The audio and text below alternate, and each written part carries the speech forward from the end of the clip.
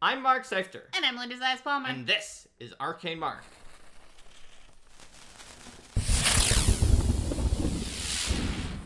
Hello and welcome to another exciting episode, even, shall I say, a drastic episode of Arcane Mark.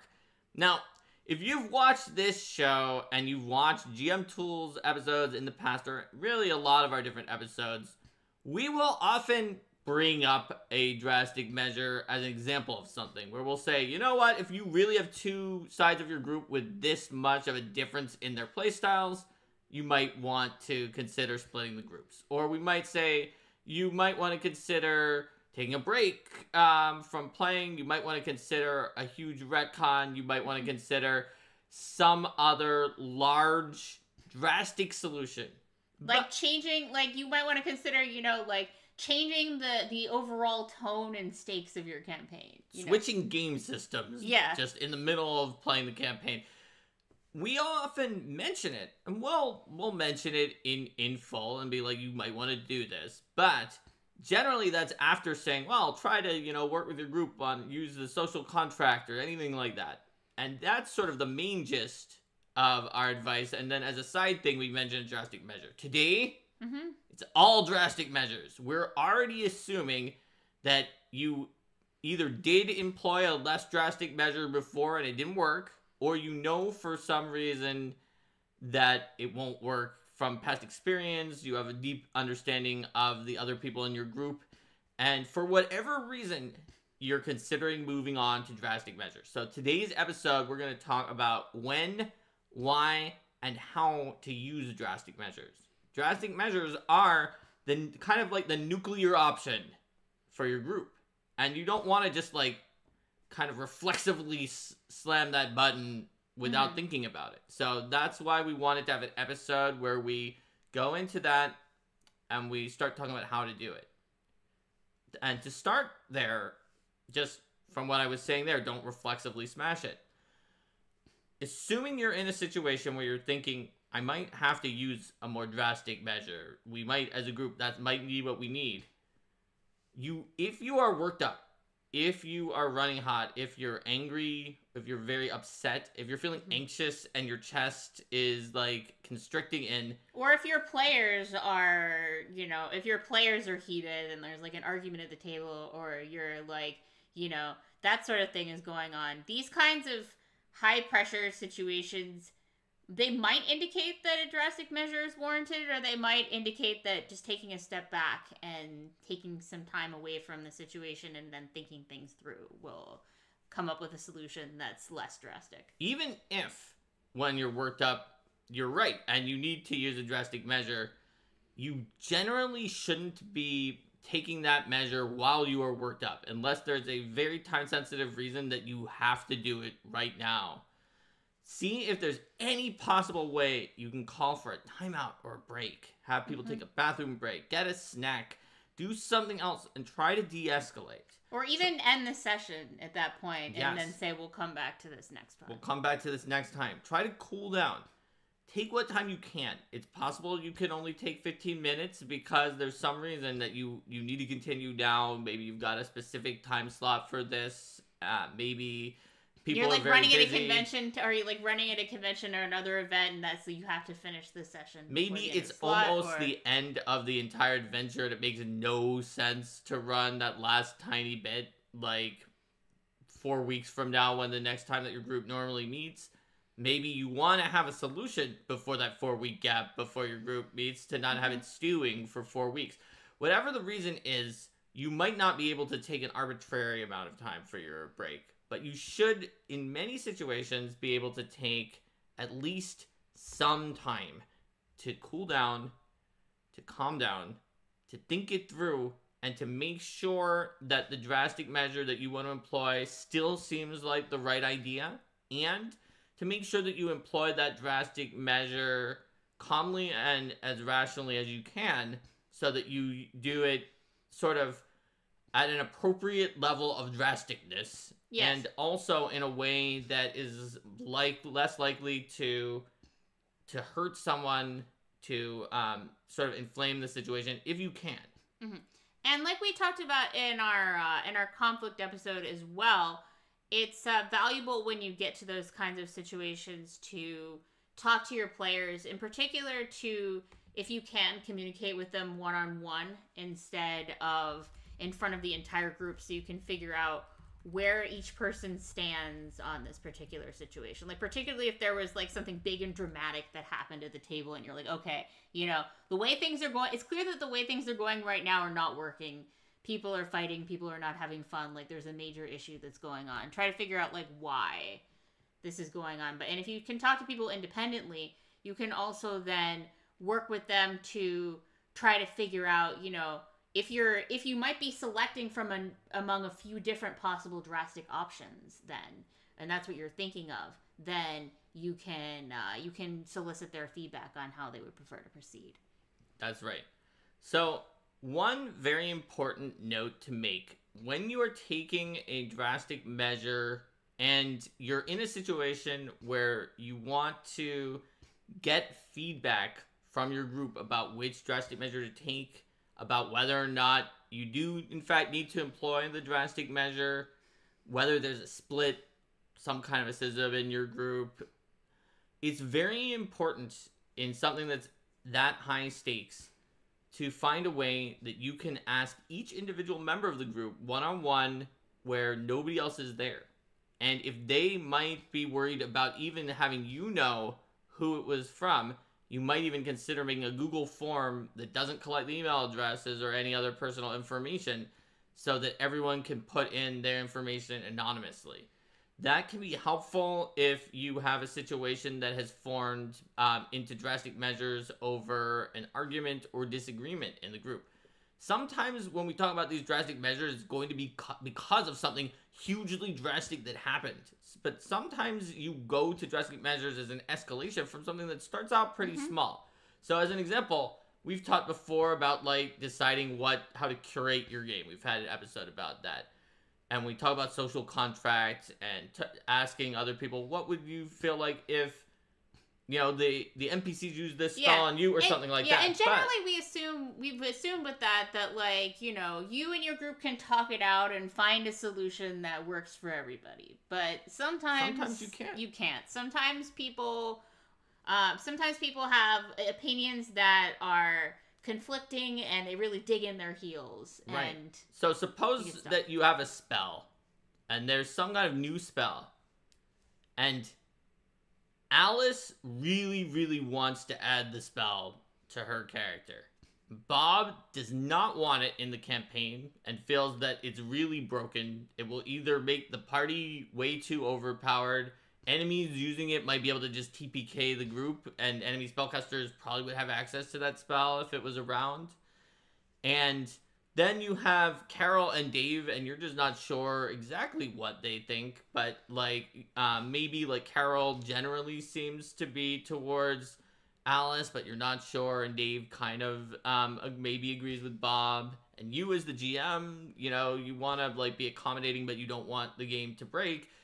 So, but Alice and Bob have just escalated beyond. You keep trying to make compromises. You keep trying to be, well, we can try it temporarily and see how it works, or like maybe we can come up with a variety. Maybe we can use a variety of the spell that's not as powerful in this particular way. And they just won't budge.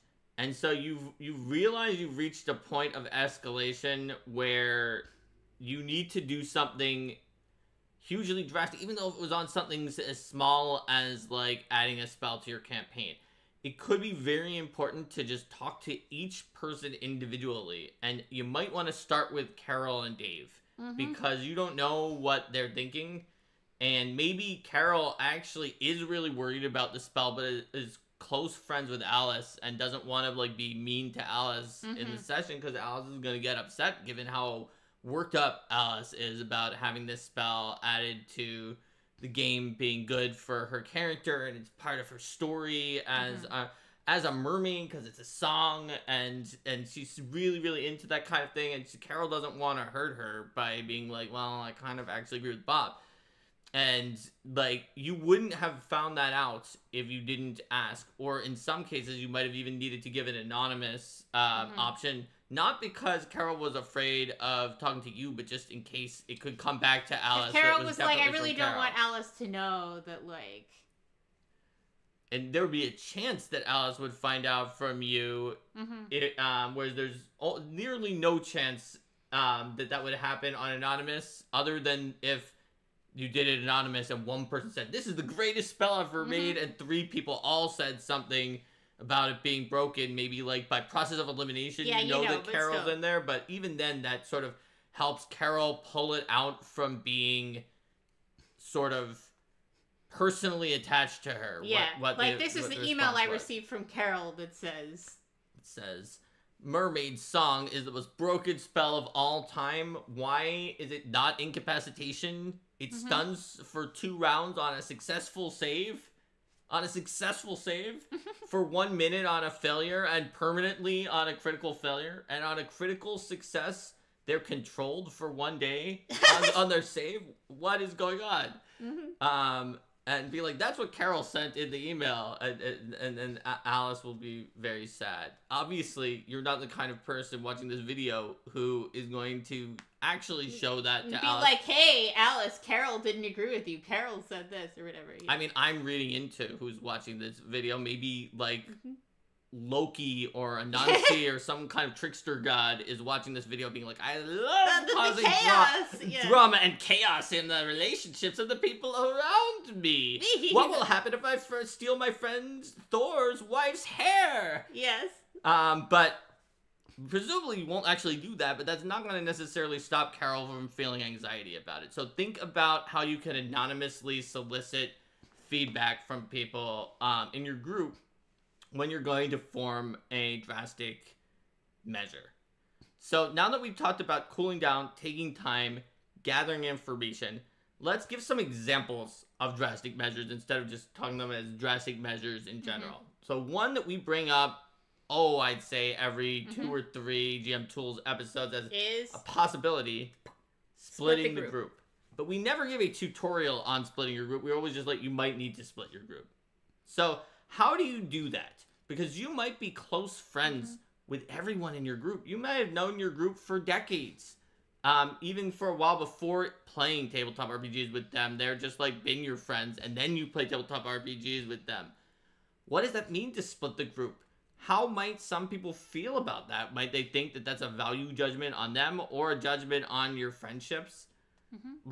This is a very complex topic, and it's one that you need to approach with a degree of empathy that is beyond some of the other types, even of some of the other drastic measures we're going to mention after this. First, you're going to want to figure out what each person involved is looking for from the game.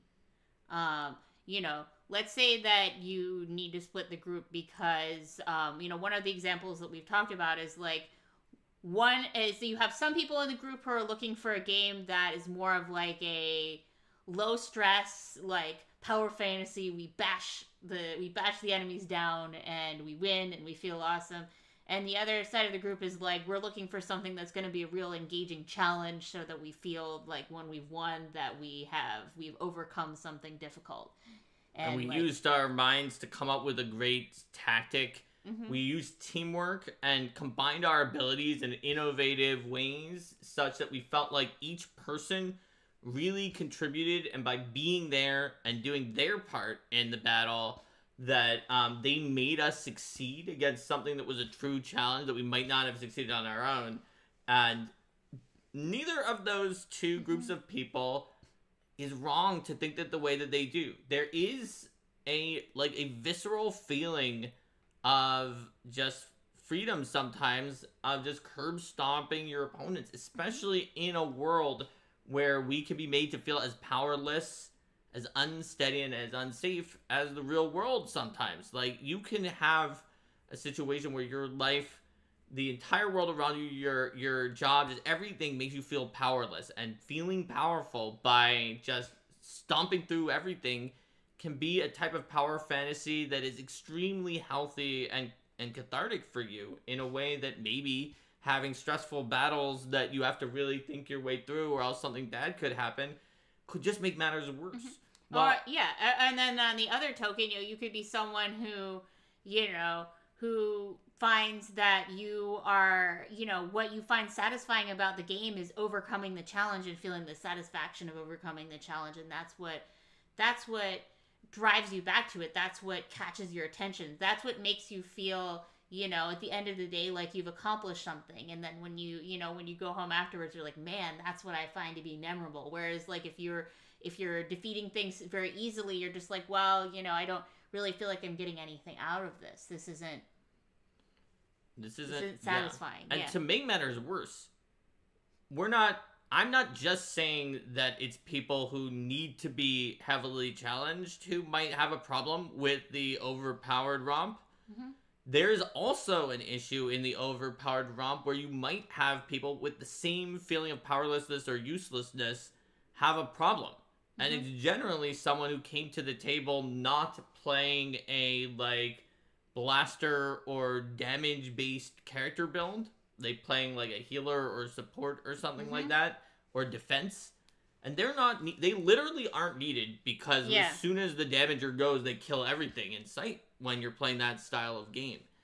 Even if you do have everyone play damagers, maybe one of them has a much better initiative, and in a majority of combats goes first, kills everything, and other people don't get a turn.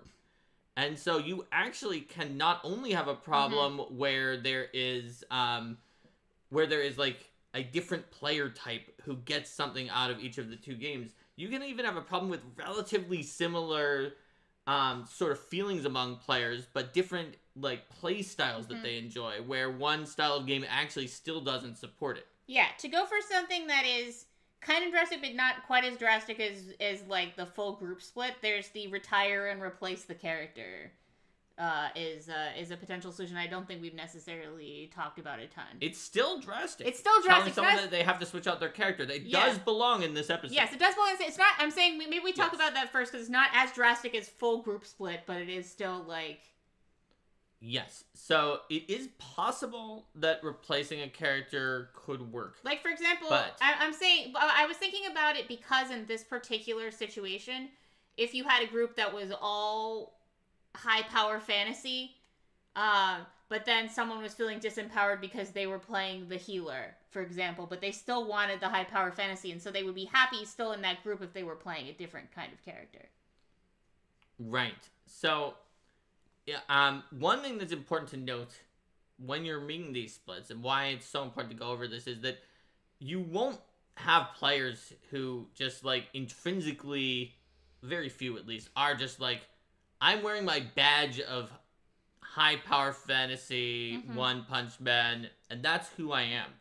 But you will have players who come bringing their anxieties, thoughts, and feelings from the world mm-hmm. around them, and they won't necessarily know what's going wrong in the game. They won't know as much as easily right away why they're getting anxious in certain situations. But if you notice them, like, always seeming to get, like, upset or frustrated or highly emotionally charged in any combat that is challenging, then you might realize, hey, something is up here. Absolutely. So, what's really important here is that you deploy the correct drastic measure to handle a situation, if you can figure out what it is. But you need to be willing to have that drastic measure in your toolkit. If the mm-hmm. only thing that you can do is try to always find a consensus and use social contract, which we suggest doing a lot on this show, I do recommend it. But if that's the only tool in your toolkit, you won't be able to deal with situations like these. Now, switching out a character is a fairly drastic move. It can actually, in some ways, for some people, it can mm-hmm. be more drastic than splitting into two groups if they got to keep their own character. Yeah, it could also, on a smaller scale, a large retrain of a character can sometimes achieve that. If it's like, I want to keep this character's personality, but like, but I want to completely change the way that they fight. So, like, I want to change all the spells that they know. Or, like, I was previously playing them as, like, a martial beater character. But, like, in this group, I'm really not having fun with the martial style because, like, everybody else is spellcasters. And we're doing one encounter per day. And, like, I'm not getting to see the advantage of things as much for the longevity. So, like, maybe they come into contact with a font of arcane power that grants them sorcerer's abilities, but it saps away at their life force, somewhat lowering their strength, and then suddenly, like, they're that same personality, but they have completely different abilities or things like that. So in some ways, that's a more ideal situation that's even closer to a less drastic measure. Than it's closer to some of the things we might suggest in other episodes. You're not always going to be that lucky. And the reason why is when you are forced towards a drastic measure, it's usually because of the fact that people have strong feelings.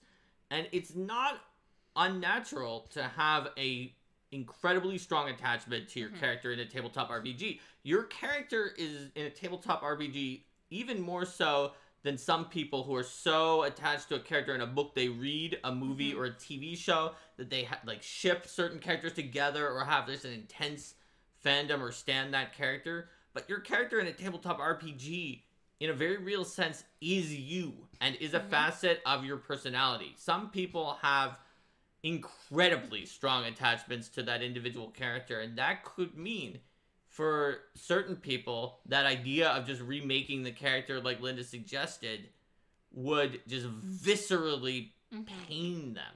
Not like in the sense of like literally they've been stabbed with a knife, but figuratively, like gut-wrenching feeling of the idea of this character. To them, it might be like almost like this idea, this part of themselves and their imagination being violated. Now, one of the problems and the reason that you might run into needing drastic measures is there are some people who even a really small change feels like that. Like even being like, okay, we allowed Alice to try Mermaid Song.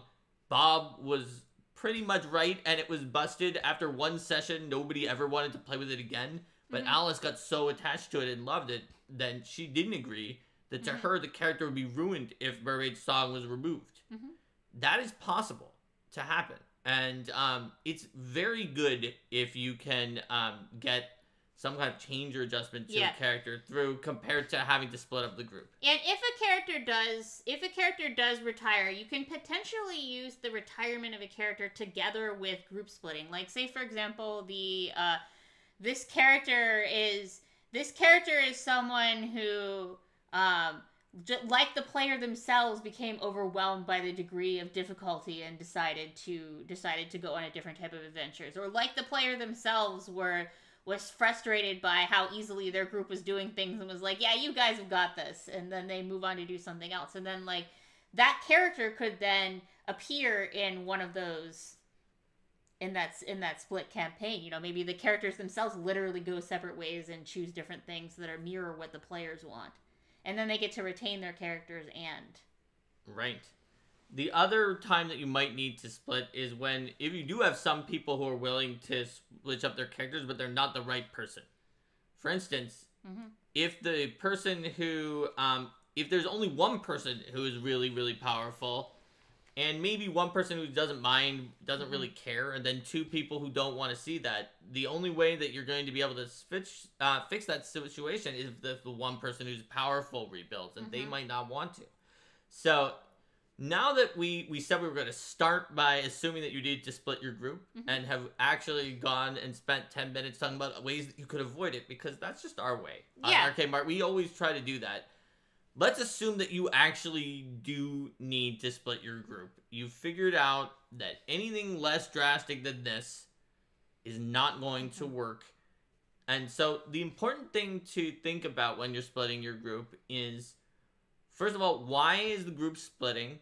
Second off, how can it split up? Like, maybe there's some people that are in both of the groups in the end. And third of all, depending on your relationships, but both from playing the game together for potentially a really long time, and even like before, after, and out of the game with all the other players in the group, how do you want this to go down? So one thing to consider is that when you were all together in one group, you were probably trying to, you know, heavily compromise to make, you know, the players who are on polar opposites happy, and then you've discovered that neither of them can be happy in that. When you make the split, you know, you can make those campaigns more different from each other in the way that those groups of players prefer, which can also make it seem less like, oh, Alice had this problem, so we made another campaign that was just for Alice that was different, and we're just doing the same thing over here. But it's like, okay, yeah, these high power people, like, we're really gonna escalate things, and like these power fantasy people, we're really gonna like make them feel awesome. And so there's a tonal shift that happens where the two campaigns pull farther apart from each other, and then then it can be like more to more to Alice looking at the other game, being like, oh yeah, definitely I wouldn't have wanted to stay in since that's the direction that they were going. Right. Or, and more to like the people who are looking at what Alice is playing is like, yeah, I'm glad Alice is having fun, but that wouldn't have been the game for me. So, in general, when I was saying it will depend on your relationship with the other players and it depends on the situation, it's actually, in some ways, an easier situation if one of the players is literally Loki and he's looking to start Ragnarok. Mm-hmm. And you're just like, wow, this player is just a terrible person. Mm-hmm. And then you can just be like, you're just like, boot. Yeah. I mean, it's never it's never that simple. But yeah, you can it's never be like, quite that simple. But you can explain to them that you don't think that you've tried several times and you don't think this is working out, and with them and that particular group, and like, assuming that they're Loki at the game table. When you're like, look, but like. You still want to hang out with them in other ways, yeah. You're like, Carl, we've been playing with you for a while, alright? But this last time, you brought your children, Jormungandr the World Serpent, Fenris Wolf, and Hel, who crushed the house down, burned the entire neighborhood, and then sent us into an ice age where we were stuck in the realm of Jotunheim. Mm-hmm. And we just don't want to play with you anymore because that wasn't fun for anyone except you and your 3, like, apocalypse spawn. And so, like, if you have a situation like that, it's easier. Yeah. You can try to talk to them about it, but it should be pretty obvious. If you're in a situation, though, where everybody is friends, nobody really did anything wrong, and you need to split up, there's still a risk because somebody is probably going, if you approach it just like Russian, like a bull into a shop full of porcelain, and you're just like, somebody might get their feelings hurt because they might think that you're making a value judgment on them or your friendship. If you're like, well, we need to split up, that's the kind of thing that is just stereotypically said. Like if you're ending a relationship or a breakup or yes, like exactly. That, yeah. Even if you say it diplomatically, it's stereotypical to say those things diplomatically. So you'll want to be sure that you approach it in a way where you make it clear that this isn't that you have any issues with any of with Alice or Bob or Carol or Dave, with any of those players, and that you happy to play with them in the future, and that you want to keep playing so much that you want to split into 2 groups and continue playing. Yeah. And the 2 groups also don't have to be using the same game system. Like maybe for example, you're playing, the game system that you're playing is, a grimdark campaign setting, and that's just not working for some of your players. Or the setting you're playing is like a happy, fluffy campaign setting with like, and that's just not working for some of your players. You can approach it as being like, hey, I've been thinking about trying out I've been thinking about trying Blades in the Dark for, like grimdark heists, or like I've been thinking of trying like Mouse Guard for, I've been thinking of trying certain things. And then, like, tell them about... Ironically, Mouse Guard might not be good for fluffy people who just want to win all the time. You have to fail checks. You have to fail checks, that's true. Level up. That's true. I was thinking more about, like, the flavor of it. But, yes. I want to try this particular game or this particular game. And then, like, if you describe, like, some of the features of that game that's, like, this is, like, challenging this kind of thing, and it's got this kind of thing, then players will be able to tell, like, hey, that sounds interesting to me, or that doesn't sound interesting to me. And maybe things might happen more naturally over time where Bob realizes, hey, I have more fun in the Blades campaign, and I'm kind of like tired of this other campaign that we're playing, and then you didn't have to like kick him out of the other campaign. Absolutely. You could also suggest, to take a page back from some of the things that Linda said, you could suggest that this current campaign doesn't work well for everybody, so you're going to start 2 new campaigns. And you could, just to try to make sure neither Alice nor Bob feels excluded, you could do it in such a way where you don't say that Alice isn't invited to both campaigns or that Bob isn't invited to both campaigns. You can say, all right, we're making this Grimdark Fest that makes Dark Souls look easy. The TPK rate will be roughly 3 times per hour. Bring 250 first level characters so that you'll be able to make it through the first month of play or something like that. Anybody is invited, and we'll even look for other people who want to join too, because I'm not sure if this is everyone's cup of tea. And on the other side, we're going to do the One Punch Man RPG. It's a new system I've invented. Basically, what happens is that we collaboratively talk about villains, and we each go around in a circle, like adding a trait to the villain that gives them a special attack, defense, or special ability. And then we all roll a d20 for the players, and this is a GM list. And whoever rolls highest, they describe how their one attack instantly kills that villain.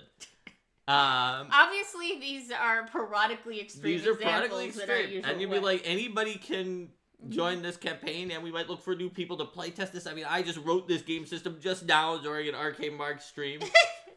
I legitimately, by the way, like, you're laughing, but I legitimately think that there would be people who have fun with that as a collaborative storytelling exercise. By the way, if you're wondering, adding those traits that give them a special defense, attack, or special ability that then was not used, yes. Yes, you never use it. Or maybe you have to use it, like, if you're the person who won, you have to describe how you overcame those attacks and defenses. Well, generally, you would just describe that your one attack was just so powerful that whatever it was didn't matter. Yeah, but, like, I feel like you in that case would be describing, like, you know, they may have had invincibility armor, that's right. but I have double invincibility attacks. Or you'd be like, they had up their giant barrier that deflects all attacks from mortals and gods, but my punch went through it. And he's like, do you have to explain why? No, you just have to say that your attack beat it. In this RPG. Yeah. You do have to mention that they did the thing, though, that was added by each person, so that you know that you defeated all of it. Yeah. The point here is that there are ways to go about this that are very different than being like, you pull people together and you're like, Alice, Bob, we have a problem with the two of you. Alice, look, we get how much you love mermaids and the mermaid song, but it's overpowered and nobody has fun when you use it.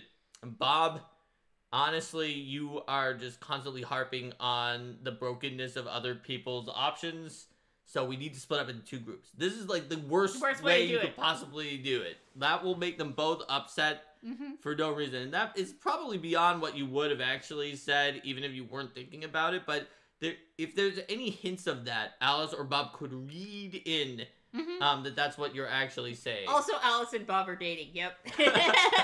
That's from Math Guy Dave in chat being like, maybe Alice and Bob are dating. That could be an issue for them. Yes. They need to pay a couples therapist who's not you. Again, just as we've said in previous episodes, unless you are a licensed couples therapist, in which case don't work for free. They still shouldn't do it because you were their GM. You were not at work. Yes. So, basically, there are ways you can do this. You can keep all of your friendships. You can start new games. You can make sure everyone is having fun. You can take a drastic measure, but make it not something that is going to, like, be a life-shaking event. Even with splitting up groups, which is probably one of the most drastic measures you can take. So let's talk about some of the slightly less drastic measures. Linda, I know there was one that you wanted to talk about, right? There were a couple. There's substantial retcons. So, like, let's talk about that. Here I'm not just talking about, like, oh, oops, I forgot I had this ability. You know, could I have used that instead on my turn or whatever? We're talking about, like, you know, there was a TPK and you rewind, or like you rewind a substantial part and say like that entire section didn't happen, you know, whether you're saying it was a dream sequence or like we're just gonna rewind it, or you're like completely changing out something about like an NPC or someone else, or the entire campaign. Or the entire campaign. Like, let's say your entire campaign is called the Curse of the Spider Queen. Yes. And every, like, 50% of all encounters have been with spiders, 25% have been with spider worshippers, and the remaining 25%, just for flavor, were other encounters. Yes. And in your world, the Spider Queen and her spider worshippers are like a main existential threat that drives sort of all sociological change because they're trying to devour the world. And then someone joins your group who is so arachnophobic that they just cannot have spiders be in the game, and you talk to everyone first before you do this, because you might be like, maybe not this game with this person, and they're all like, no. You know what? We really want to play with Dave. We've had Dave already. Let's say that this person is Greg. Greg, okay. It's like, we really want to add Greg to the game, and we can't start a new game because this one is just the only one that we want to play. And Greg is arachnophobic, but change it. Change whatever we need to change. And you're like, okay. Scorpions. How about that? That's a girl I just said in chat. Scorpions. They're poisonous. We can just do scorpions. And then Greg is like, ooh, I'm afraid of every arthropod. It's just kind of their like chitin exoskeletons. And you're like, okay, that's fine. It is going to be a monkey. It's like, ooh, no, because I've had a really bad experience with monkeys. Then I read up on Ebola, and I really don't like monkeys. They just kind of scare me. They're also pretty close to humans. Let's just not do an animal. And you're like, okay, we got it. We got it here. The Seaweed Queen. And then they're like, yeah, the Seaweed Queen works. Or like you have like robots or something like that. Yes, Math Guy Dave with the it's all replicants, kind of like the thing that Stephen Glicker was talking about recently, where in Germany they couldn't have blood in like some kind of shooty, killy, real-time strategy game that I'm blanking on which one it was. So, but they had one thing that determined the color of the blood in the game. So in Germany, they changed it to like this silvery, steelish color. And then they changed some of the dialogue to say that everybody was an android. Yeah. Even though it was like set in a historical time period, and they'd be like, yeah, well, they're all androids. This isn't blood. This is oil. Yeah.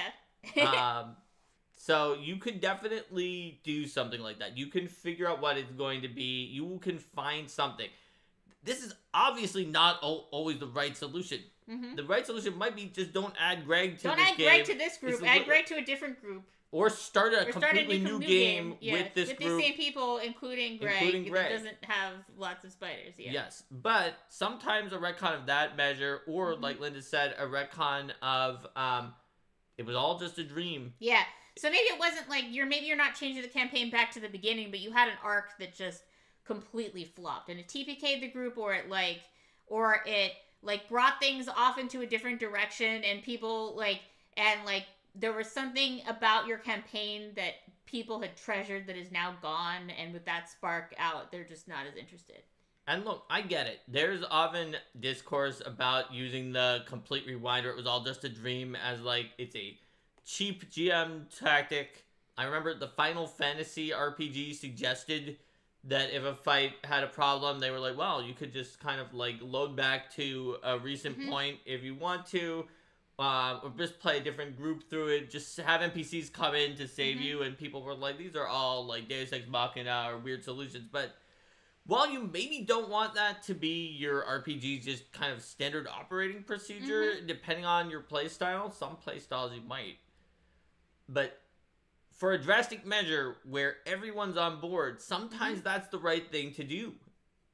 Because maybe for your group, like Linda was saying, that precious thing that was lost is just so demoralizing and upsetting that it's worth it for the, slight kind of cheesiness of, it was all just a dream.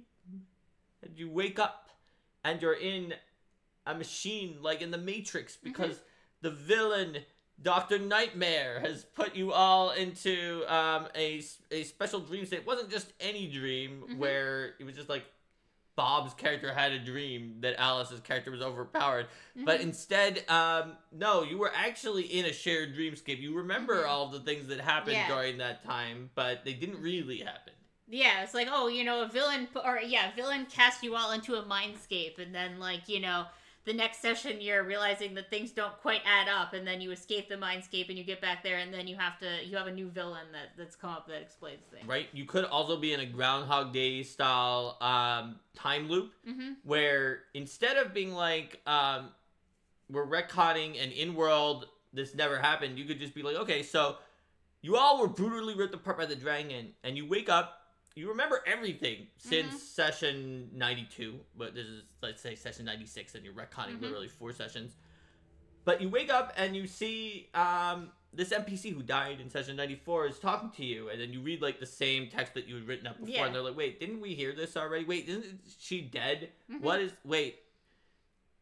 day is this? And then you find out that you've gone back in time to that time. And then that's when you realize you're stuck in a time loop for some reason. Maybe even winning and not TPKing in the scenario now at this point does not get you out of the time loop. Yeah. And you have to figure out something else that's going on that has put you into the time loop and solve it. There's a lot of ways to go about this that don't only have to be a metagame retcon. Although you could use a metagame retcon if that's what your group would prefer. Yeah, absolutely. So, like, there's that kind of backwards direction of change the past, or change or rewrite the past. There's also the what do we do in the future situation, where it's like, okay, we don't feel the need to change what's happened up until now, but people are, like, not... But there's generally been some discontent with people, and, you think you're going to need to perform a major shift in the campaign. Maybe you're going to need to, like, essentially change the genre of your story, to change the tone in a significant way. So previously, you were doing an action-adventure campaign, maybe, but you realized that actually a lot of your players just want to interact with the NPCs, figure out sort of intrigue, and... You eventually realize maybe this should even be in a different game system that supports mysteries better, because that's what everyone is doing. Somehow port these characters into a mystery-based system, right? That's pretty drastic. You need to make sure that's not just that, like, some of your players want to do that and the others really do want to play the game that everyone agreed to come together to play before you do that. But that might be the answer. Yeah, so you might wind up changing the entire game system, and then when you do that, the general idea of converting characters is concept first rather than trying to convert every single mechanic. Because converting every single mechanic when you switch systems is going to be a recipe for contention, because then, like, sometimes there'll be mechanics that are totally fine in one system but completely break another system, and, like, if you try to cobble those in, then you're gonna wreck the destination system. So. Yes. It'd be like, yeah, you know what, in this mystery system you weren't meant to, have meteor swarm. Yeah. So it's kind of a low-powered system where you talk to people. I know you had meteor swarm, but maybe let's just kind of use the things that are in this system. And what would that be like? Well, maybe that's similar to your character having, instead of having meteor swarm, that your character has brought, like, some explosives that you sometimes use for excavation. Yeah. Or something like that. So it could also take place still within the same game system, but you change some of the rules. Like, maybe you change the rules for death and dying because players have decided the stakes are too high, or you change what kinds of encounters that you're giving. You change what kinds of challenges that they have. You create subsystems or special rules for things. Like, maybe when an opponent is brought to 0 in this mystery style game, instead of being killed, they're, like, forced to, like, answer your questions. Yeah. Because you want to have some kind of way of the conflict being resolved. Your group is not, you do not want to do something like interrogation scenes or anything like that. So it's just like, no. When they're brought to 0, and maybe there are also ways to do that, like, mentally, where you, like, use rhetoric or something like that on them that you add to the game, that just doesn't mean that they're dead or dying. It means that they've run out of resolve to hold back, and they like give you at least a clue, and maybe depending on if they're a minor character, they confess. Yeah. And then, like, you know, if the PCs are reduced to 0, it might be like, you know, a PC reduced to 0 must retreat from the field or whatever. Or must, like, either retreat from the field or give the opponent some kind of advantage or valuable piece of information. Right. Like, you could still do that kind of stuff while playing, like, Pathfinder if you wanted to, or, like, a specific game. You're then modifying some aspects of the engine while keeping others so that the characters can feel a bit more similar. That's right. So, in the last 2 examples, both about, like, changing your future there and about changing the past, we talked about how you can use drastic measures to solve a mystery or rewrite history. But in some cases, DuckTales. No, actually not. No, we didn't talk about DuckTales. We didn't talk about DuckTales. But there is a certain situation where you need to do something just totally different. I just realized that yes. when you were talking about rewriting history and solving a mystery. Well, that does make me think about, you know, when you think of like a dramatic change in the campaign, you know, that may involve like a dramatic change in the setting, though.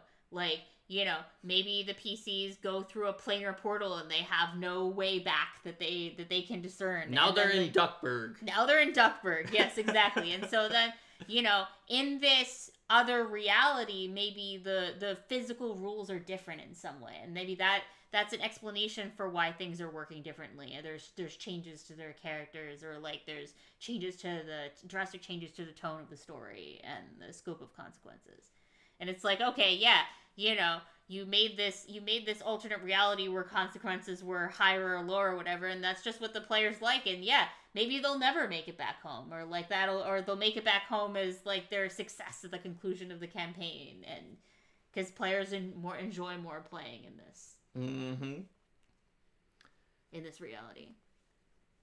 So there's drastic measures for just about any situation that can happen in your game. If anyone in chat wants to ask a question about a drastic situation they've dealt with or are currently dealing with, we'd also be happy to talk about those. But I think that there's a overall limit to the amount of advantage in watching this video you can get from specific examples. Once you've seen a few, you start to see the techniques that we were describing at the beginning of the episode in their application. So, I see Rico is contesting that sometimes good people support Ragnarok based on the time that we were playing that game with chat, and Rico tried to bring Ragnarok. Yes. Where he tried to summon the ice giants. Oh my gosh. King of the castle. Yes. Yes. There we go. Yeah, I mean, that does make me think, though, you know, when you're explaining these drastic things, it could also be, like, you know, caused by some in-world apocalypse or giant change to the setting that isn't described by, like, you've moved to a different reality, but that your reality has changed in some way. Right. So, I think with a lot of these that have story tie-in and things like that, you'll want to figure out to what extent does it matter to everyone playing the game, which includes you as the GM, that the changes have some kind of a story explanation or justification. Like, because some people might be like, you know, if we just retcon this entire, like, I'm having an issue with this, but, like, if we just retcon this entire thing, it's going to feel like the game has no stakes anymore, because any time that we get into a really bad situation, then you know, that you can't put the Deus Ex Machina worms back in the can, or what have you. So having that kind of conversation, you know, maybe it is something that is known to be limited. Maybe it is literally divine intervention, but now the group owes the deity a favor, and they know that that's not going to happen. Maybe again, something precious was lost that was just not the thing that people realized would ruin the campaign if it was lost, but something else was lost in order to enact that change. Yeah. Maybe, like, someone lost an extremely precious memory, or, like, their feeling of love for someone else was taken. It's something that they might want to try to quest to get back, but that also would something that everyone agreed would not, like, just kind of ruin take the game away them, what made the game fun for the group. So making sure that's sort of squared away, and like talking to the players about the kinds of solutions that you're thinking of for it. Yeah, because absolutely. because those kinds of solutions may in and of themselves create new problems that then we're like, well, I'm not enjoying this campaign anymore because there's no stakes, and then like, do you have to split the group again because you have to split the group because you did a retcon in a particular way? So you definitely want to talk to everyone. And you know, it's completely valid to also consult your players for ideas and be like, okay, yeah, guys, it looks like there's a serious issue now that we've had this. Now that this NPC has died, who was kind of like the mascot and the glue and things like that, like, I'm thinking of some different ideas for how we might address this sort of thing. Which of these do you guys think are, you know, would work, or do you have any other suggestions? And then like, maybe you wind up doing like a survey or a poll or whatever and see which ideas are most favorable for the group as a whole. Absolutely. So the main thing to think about this is that when you are performing like the kind of less drastic measures, maybe it's even more obvious that you can work things together with your group, especially since our less drastic measures are usually talking it through and just solve it via social contract. But even with drastic measures, you want to see if you can build consensus for your drastic measure. If you can't, you want to talk to people separately so that they don't feel pressured about what they should say, possibly anonymously. You know the situation best. If there's any chance that anonymous will help, you can offer it. Like, Google Forms by default does not take the email address of anybody and doesn't give you their IP or anything, so you won't be able to figure out who it is. I know because I recently had a forum to try to schedule something, and I didn't ask it to collect emails, and I did not know who could make different times. So when somebody was like, I can't make this time anymore, I had to be like, were you one of the people who previously couldn't make these other times, and now that your thing changed, that means you can? And they were like, no, actually I wasn't. But I didn't know because in the Google form, I had no idea. Absolutely. So there's a lot of ways to do this now that might have been hard to do like a decade or two ago. It might have been a little bit more challenging to get this around, but using technology, you can easily have side conversations, even while everyone's sitting there with people on their phones or devices. You can easily send out a form that people can fill out while they're there, just anonymously. There's a lot you can do to sort of allow people to make their voices known in a way where it is not known what they said. And I also think that one other thing that's worth bringing up here is that the reason why you come to the drastic measure is also going to impact, you know, how much priority should be put on things like finding a solution that makes perfect sense in the story and things like that. Like, if it is something that's like, you know, something in the game has crossed the line for someone and they no longer feel comfortable or safe, then there's a lot more weight on just eliminate that issue, you know, and then like with the fact that issue is eliminated is going to be like, that is a given, that is not up for contention. Then later you might be able to figure out what might you do for the story with that regards. Is that just like a retcon, boop, that never happened, that was a mistake, or is it like, is there some kind of a story behind that? Like, we gave the example of adding Greg, who hates spiders and arthropods and monkeys, to a campaign that already existed with the Spider Queen, who is like hugely important in the world. But that might not be what happens in this example. Maybe you were running the campaign and you suddenly introduce the Spider Queen as the master. That's sometimes easier to remove. But let's say you're running a campaign about the fire arsonists, and everybody's cool with it. And then suddenly, one of your players, Mike, has his house burned down and loses everything, and family pets die in the fire, and he comes back and is like, look, guys, I don't know what to do, but I really don't want to talk about these like dragon arsonists who are burning down the city and things that we've been doing, but I don't want to ruin the campaign for everybody. How can we do this? Like, this is not the same as adding Greg to an existing campaign, because everybody was fine with it until something happened and then they weren't. Yeah, Faceless says dark, but I mean this is a real example drawn from your experience. Well, I called them Mike for a reason, because Yes. it sounds kind of like Mark. Mm-hmm. But this is something that sort of, I mean, it didn't happen in a campaign, but yeah, like my the house that I am in right now was built after the previous one that was there burned down. mm-hmm. Fortunately, my parents were just randomly at the Sundance Film Festival in a completely different state. And so, other than the pets who were in the basement, like, no human was hurt by this. However, I thought I was fine. I'm generally pretty resilient. I let people at work at Paizo at the time know what had happened and that I was generally fine. And I was fine. But we were going through the playtest adventure, and as you may know, in the playtest adventure for Pathfinder 2, there's a section in where a red dragon has burned down a homestead.